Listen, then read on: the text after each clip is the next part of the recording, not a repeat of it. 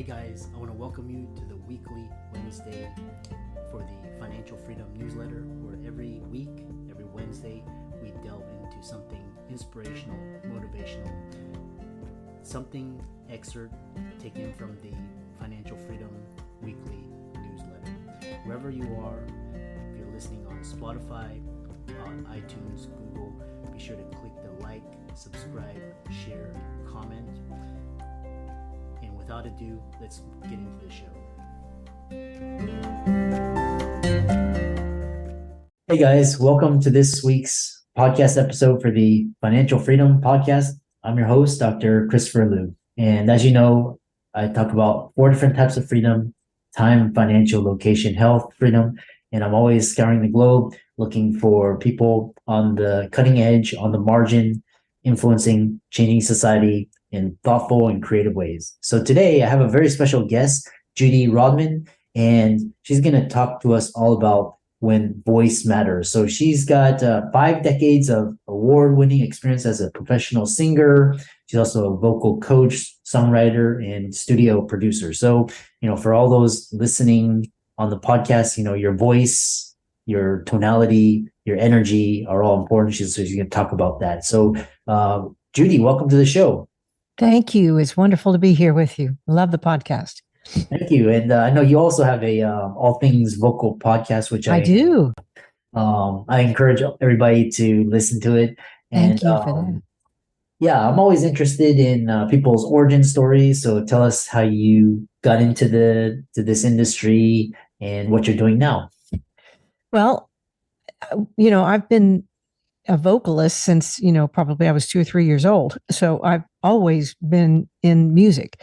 But when I was 17, I was actually going to be a research scientist when I lived in Miami as a teenager and, was going up through the sort of an advanced school course.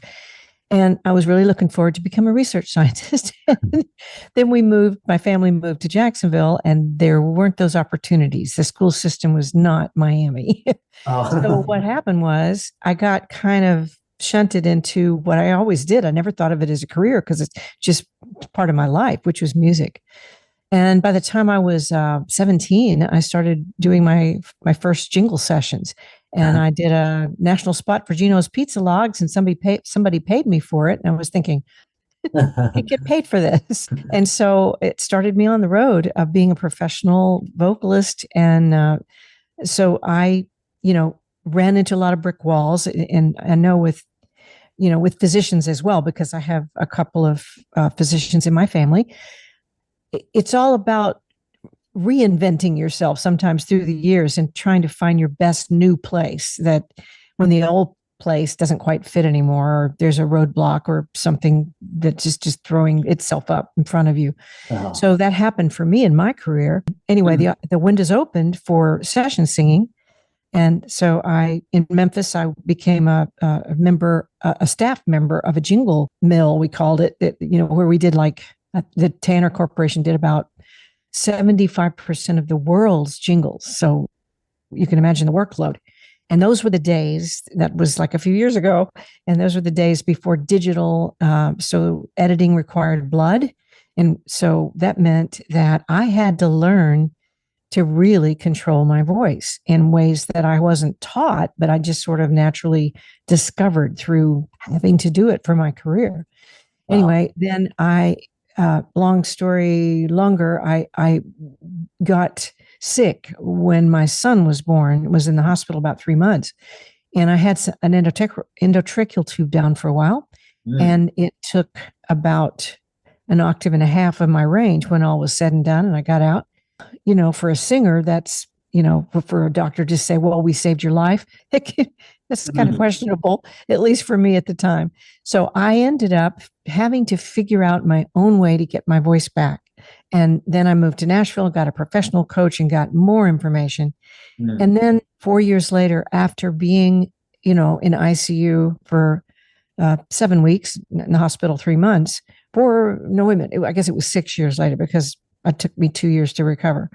But 6 years later, we had moved to Nashville. I had a #1 record nationally. So I believe in the power of recovery, and I believe in the power of the voice to find itself with some good information. And then I went on and from there and, did a lot of background sessions on the biggest stars in the country, universe, and then had my own career, my number one records. Then the roadblock fell then when the label sort of fell out of favor, and they dropped the label. The BMG out in LA dropped the record label altogether. So I focused in on my songwriting. Uh-huh. And the songwriting generated another number one record for me, One Way Ticket, which was Leanne Rimes' song. Then the songwriting kind of fell by the wayside after a few years, and I had to reinvent myself as a vocal coach.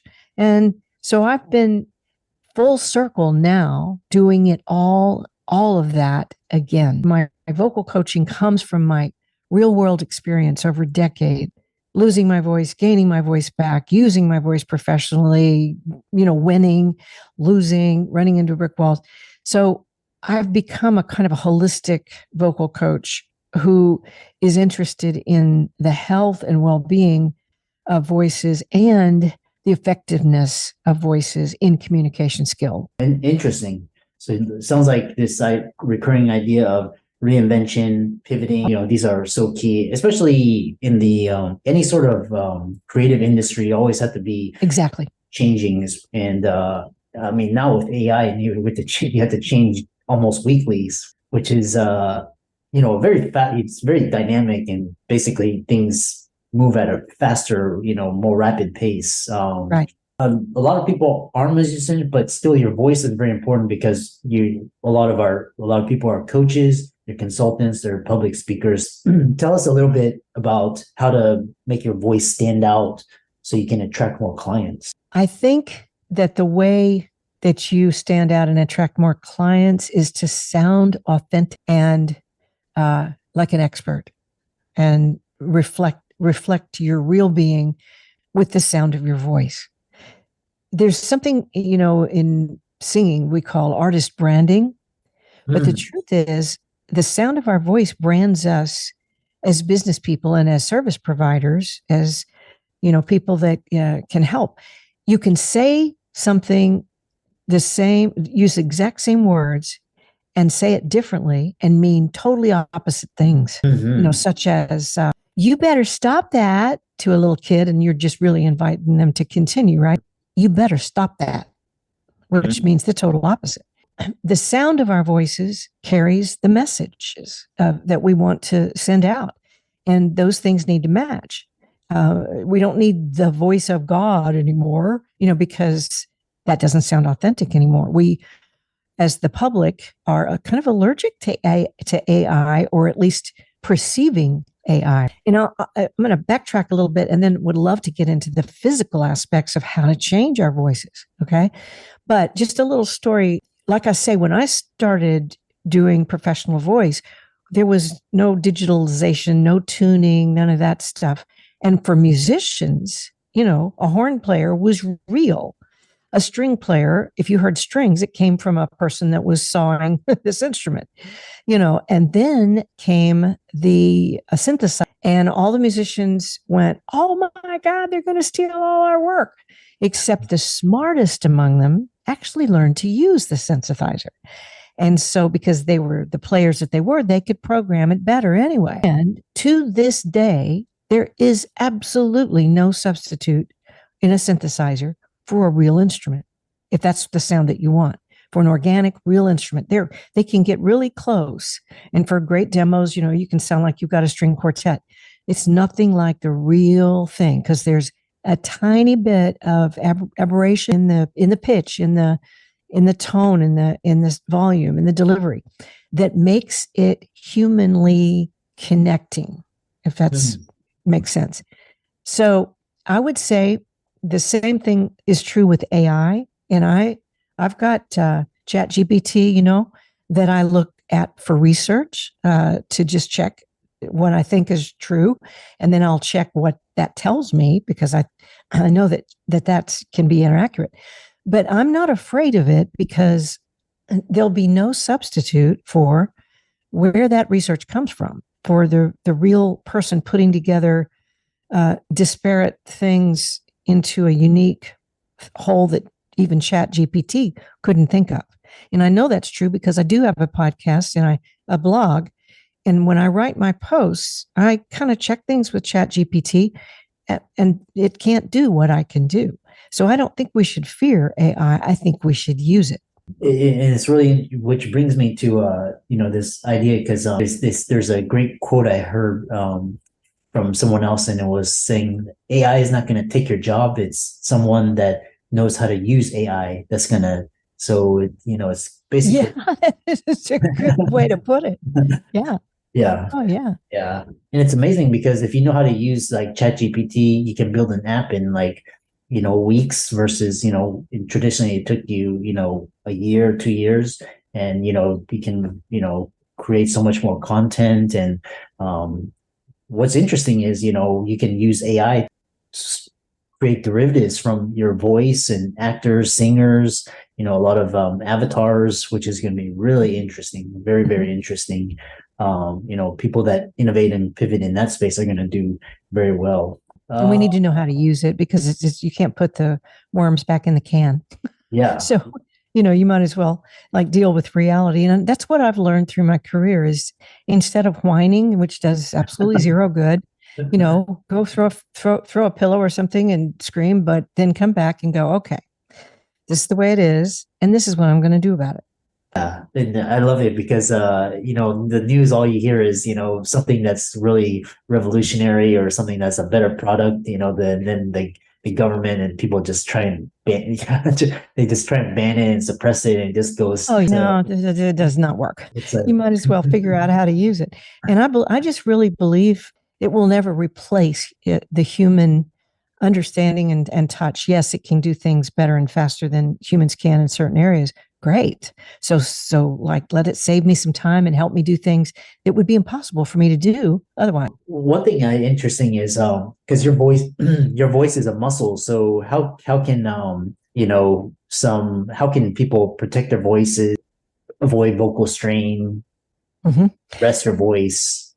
It's incredibly important for just about everyone because everyone has some kind of form of work. And I don't know many forms of occupation, including being a physician, that doesn't require speaking. At least if they can't sing, it doesn't matter. They're still speaking. So like I say, the tone of voice communicates really different messages and sometimes communicates things you don't want to communicate. I'm bored with you. I'm just kind of going through the motions. I don't really care about you. My voice is monotone and I'm just telling you the way it is, and that doesn't sound very caring. Whereas you could be really caring and you're not really using your voice to communicate your message. The way the voice works, I happened upon this a couple of decades ago when I started teaching. It has to do with three things, and that is breath. I love the things that your other guest that was before me, I think her name was Megan Nolan. Mm-hmm. Oh, right? Yes. About posture. Well, there's a lot to breathing, and I want to talk about that, give you some ideas about that. But breathing, open throat, or the changeable throat channel, which is what gives you different tone, and communication skill. And that means who the heck are you talking to? And if you're just looking up in the air and not talking to anybody, which is a lot of times if you're doing a recording, maybe you're a physician doing a recording about something, and PA or say a public address or something, and you don't quite know this, you'll be talking to the mic, and that doesn't set your brain up to use the right tone. Or you'll be talking to the air, which again is not going to give you the right reason or raison d'etre for making a tone. The effectiveness of the voice means how well did you communicate your message? The health of your voice means how well did you do that without feeling absolutely any fatigue or strain? And how many physicians, my goodness, have to present and even to have patient consultations, or of course, professors that have classes in medical school and everything. I think it would surprise most people if they heard me say, you don't ever have to experience vocal fatigue. And the reason is, if you know how, you can help your body creates such an efficient airstream through your vocal cords to create vibration that the vocal cords barely feel it. They just get a little massage. And so that has to do with breath, and breath as compression, so that it's so funny. I taught a cardiac surgeon one time, and I got my anatomy, little illustration that I have for everybody, and we laughed. I said, "Please excuse this. This is so basic," but I know from my family's members who are physicians don't know about breath for voice. I mean, they do, but they don't know this generally. And that is about the importance of the breath control. Yes, we bring air up, but we need to hold air back at the same time. And long story short, what enables that is a wide diaphragm. So the diaphragm, which is connected all the way around to the bottom of the rib cage, needs to be stretched wide so that when the muscles relax and provide a burst of air going up, they can't move too much air. They'll only be able to move a little bit, kind of like a drum head or a trampoline. You want it stretched wide. Well, how do you do that? And the way you do that is your upper spine needs to kind of straighten out, which opens the bottom of your rib cage. Well, this really goes hand in hand with what Miss Nolan was talking about with Megan. Megan was talking about with posture. It needs to be flexibly taught. If you're working with a mic like we are today, or like I am today with this mic right here, you move your knees into your desk so your head is balanced over your tailbone or your heels if you're standing. And if you're standing and walking, maybe with a lavalier mic, walk knees first, not nose first. And all of a sudden, your voice feels better. And that's for two reasons. One is breath. Your rib cage is wider because your head is balanced over your tailbone. And if your listeners will do that, like back their head and balance it over their tailbone, you'll realize your rib cage opened. Well, that's enabling the wide diaphragm that can control breath with the automatic nervous system. This means, yes, something's got to give. You can't just relax and talk. You've got to power it from somewhere. And what I recommend is powering it from the pelvic floor, because that way you're squeezing from there, but you're squeezing yourself open. You're squeezing yourself open. You're squeezing your rib cage open. And so the more you want to support your voice, the more that support is being controlled.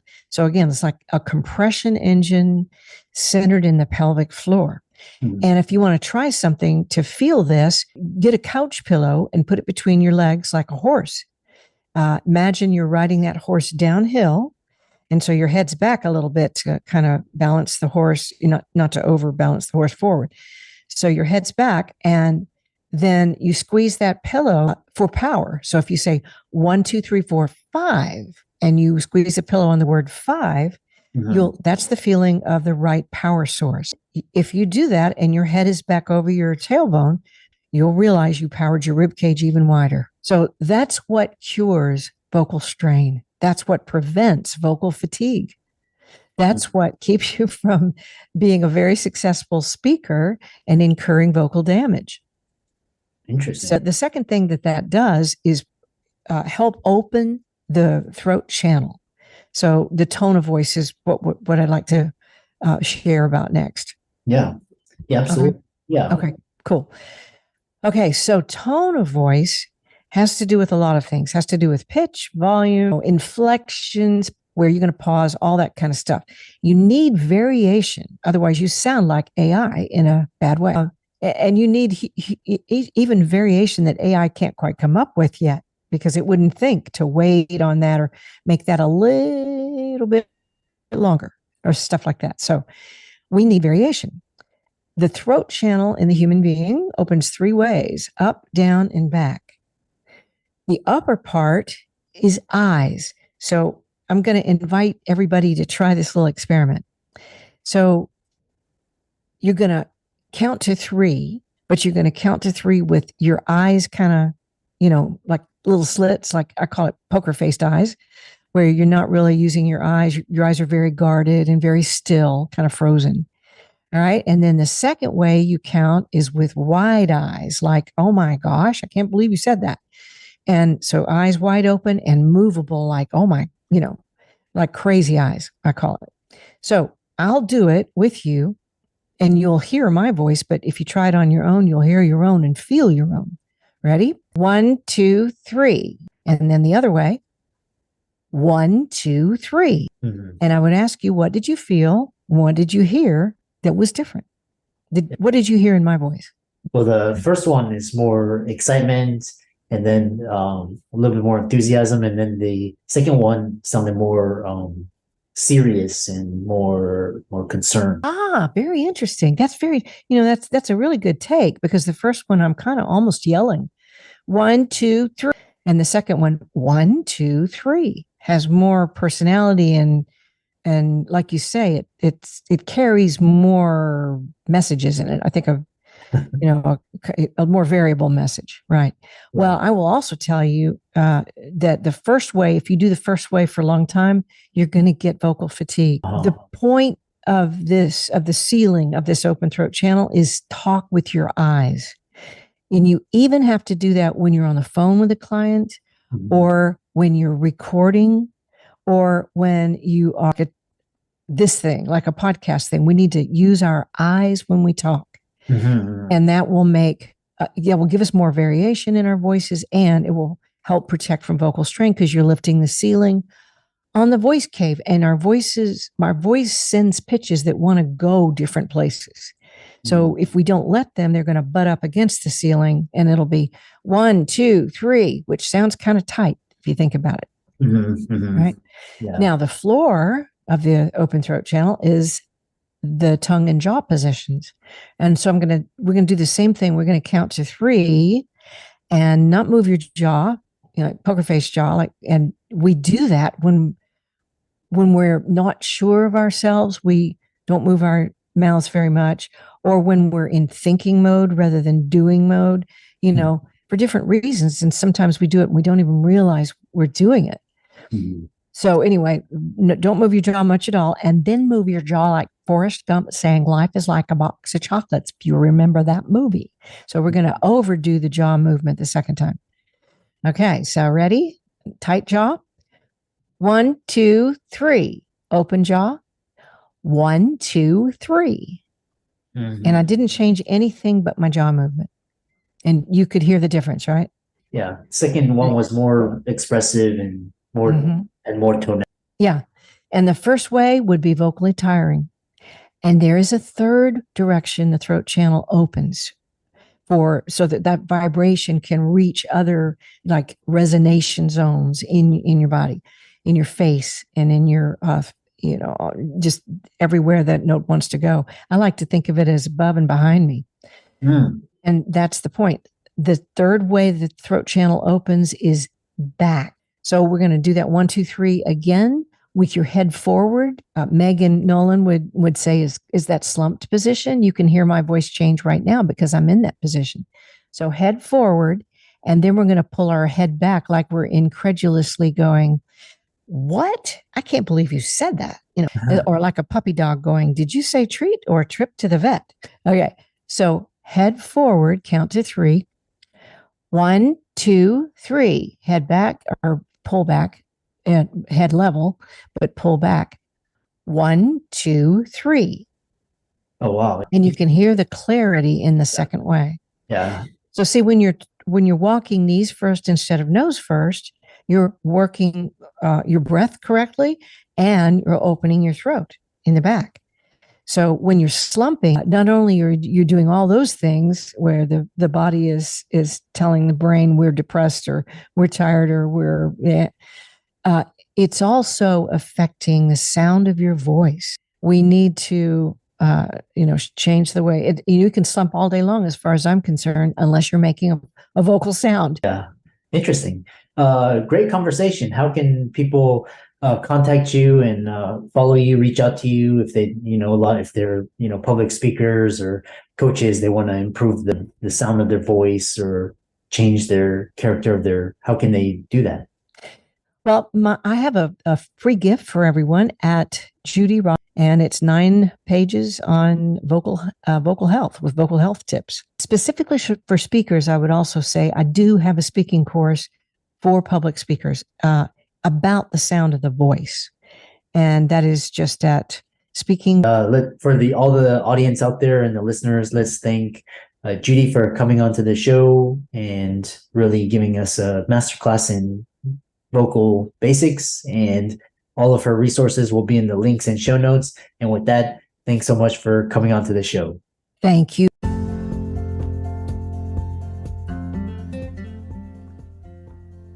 I hope you really enjoyed that wonderful, inspirational, motivational piece. Again, wherever you are listening, if you liked it, be sure to like, comment, share, subscribe. We're on everywhere: Spotify, iTunes, Google, Amazon, Audible. And without much ado, be sure to thank this show's sponsors, and we'll see you next week.